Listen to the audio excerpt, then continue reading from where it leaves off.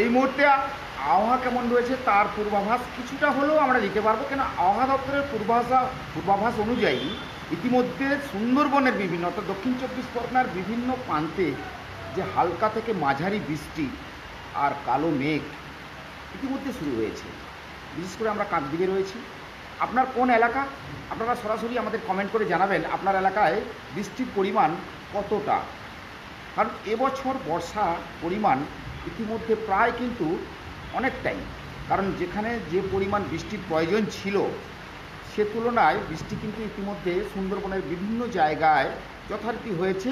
এবং সেই জায়গায় দাঁড়িয়ে আমরা একটা কথা বলতে পারি যে এখানে আমরা যে চাষিরা রয়েছে, যারা মৎস্য চাষি, তাদের ক্ষেত্রে কিন্তু এটা অনেকটাই সুবিধাজনক।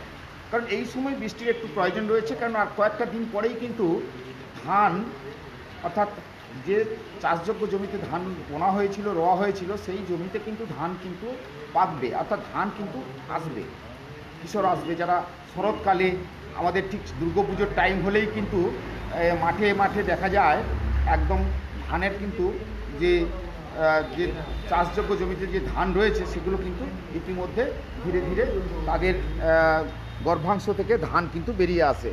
আর তারপরে যখন বৃষ্টি বেশি পরিমাণে হয়, সেই বৃষ্টির পরিমাণ বাড়লে কিন্তু অনেকটাই ক্ষতির মুখে পড়ে চাষিরা।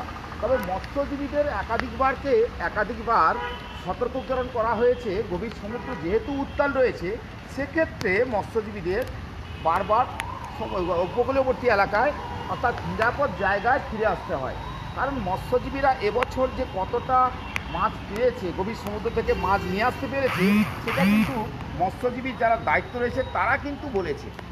তবে এই জায়গায় আমরা আবারও বলতে পারি যে বৃষ্টির পরিমাণ ইতিমধ্যে কিন্তু সুন্দরবনের বিভিন্ন প্রান্তে শুরু হয়েছে। আর সেই জায়গায় দাঁড়িয়ে আমরা সরাসরি তুলে ধরলাম গ্রামীণ কৃষি শিল্প সমাচার পত্রিকার ফেসবুক পেজে। এই কারণে ইতিমধ্যে ঠিক 2:30 নাগাদ, অর্থাৎ 2:30 থেকে শুরু হয়েছে বৃষ্টি, কখনও ভারী বৃষ্টি, কখনও মাঝারি বৃষ্টি। আবার তুলনামূলক দেখা গেছে যে আমরা এমনই জায়গায় রয়েছি যেখানে বৃষ্টি হলে কি হবে, হাওয়া অর্থাৎ ঝোড়ো হাওয়া কিন্তু সেইভাবে বইছে না।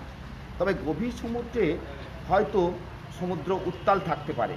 তবে আবহাওয়া দপ্তরের পূর্বাভাস অনুযায়ী যারা মৎস্যজীবী তাদের কিন্তু নিরাপদ জায়গায় চলে আসতে বলা হয়েছে। তবে এরপরে অর্থাৎ কয়েকটা দিন পরেই কিন্তু বিশ্বকর্মা পুজো। আর বিশ্বকর্মা পুজোতে কি ওয়েদার যদি অর্থাৎ আবহাওয়া যদি খুব খারাপ থাকে, তাহলে পুজোটা হয়তো মাটি হতে পারে। আপনারা নিশ্চয়ই মতামত জানাবেন আমাদেরকে গ্রামীণ কৃষি শিল্প সমাচার পত্রিকার ফেসবুক পেজে। চোখ রাখবেন, দেখতে থাকবেন। আমরা এরপরেই নিশ্চয়ই আপনাদেরকে আবহাওয়ার অর্থাৎ ওয়েদার কেমন থাকবে নিশ্চয়ই জানাবো। সবাই ভালো থাকবেন, সুস্থ থাকবেন।